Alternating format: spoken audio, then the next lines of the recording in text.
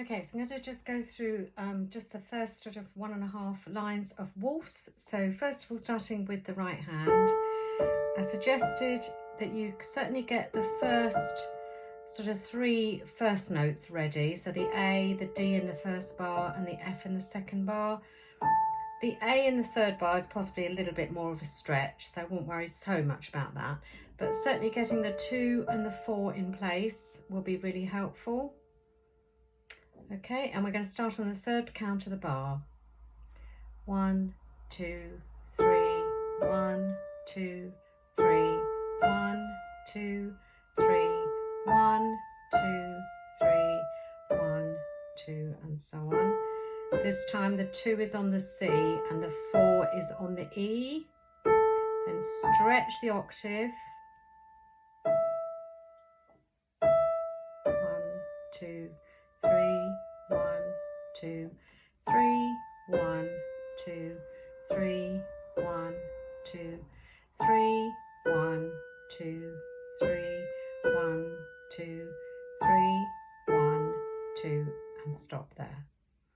Okay, so you've got a repeated, sorry, you can't quite see it in the music, but the A in the music, the top A, keeps recurring.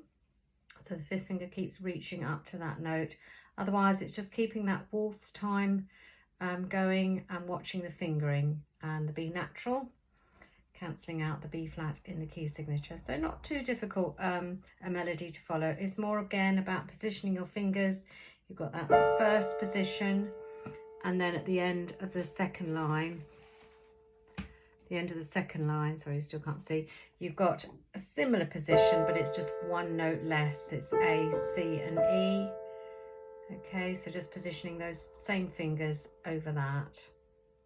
Now looking at the left hand is written in the treble clef all the way through the music, so you've got to read it as treble clef music. So that means the chord is made up of D and F, that's next to the middle C, okay, with your thumb and 3rd fingers. When you play this, if you play it hand separately, try to play it with the beat still going, all right, because the rest you should be counted.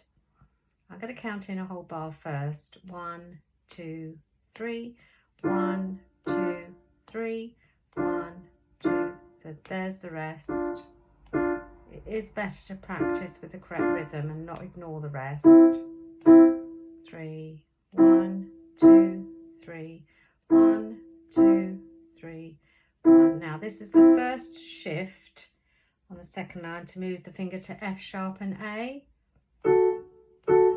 Rest. Then drop the 3rd finger off, sorry, I've stopped, onto the F natural now. Okay, now at the end of the second line, if you keep your hands still, your 4 and 2 can stretch either side to find the D sharp and the G sharp. So watch that you read those notes and find the correct black keys, okay, on the piano. Then the next line where we're going to finish, the finger, just take the 4th finger off of the black key onto the E. And again, here's a bit of a shift down to the last chord, which is A at the bottom, that's the 2 ledger line note, and E above it. So I'll just take it from the middle, well, 3rd bar along on the second line of music, where you start to get a few more accidentals creeping in. So F sharp and A, then F natural and A, then D sharp and G sharp, then E and G sharp, and then A and E. A is at the bottom, so make sure you don't switch it around the other way. So certainly practice that hand separately quite a while. If you want to start putting hands together, just do it in small chunks. You've got 1 phrase at the beginning. If you follow the phrase mark, sorry, you can't see again, can you? But these curved lines here, if you just follow the curved line from the beginning of it to the end of it, that's a phrase in the music. So that's a good portion to try and put together. So at the beginning, I've got those fingers ready in my right hand and my chord in my left hand, and I'm going to count in. I'm going to count in 3 and then the 2 beats. I'm really getting into the beat of the music.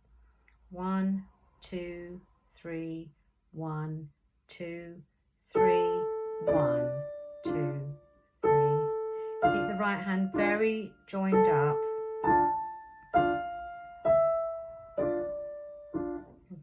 So it'd be worth doing that phrase a couple of times or so until you feel comfortable with it. Okay, now the next phrase is where we have to shift slightly. So you've got to shift the right hand and just use different fingers in the left hand. Onto the second line, stretch up to the A and finish on the E. Okay, so again I'm going back to the beginning of that phrase and doing that again.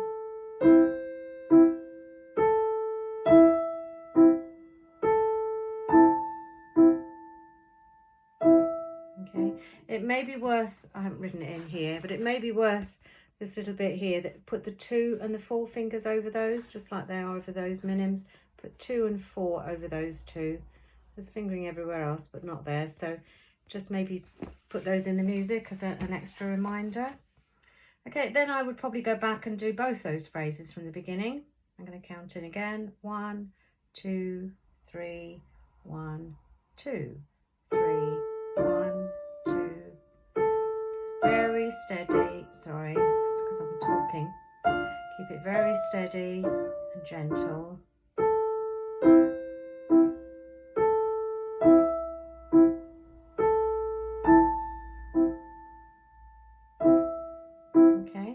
I wouldn't suggest putting too much more hands together because the next sort of shorter phrases, there's more going on, especially in the left hand. So I would give you a chance to learn that hand separately. But certainly those first 2 phrases are quite doable if you want to put them hands together.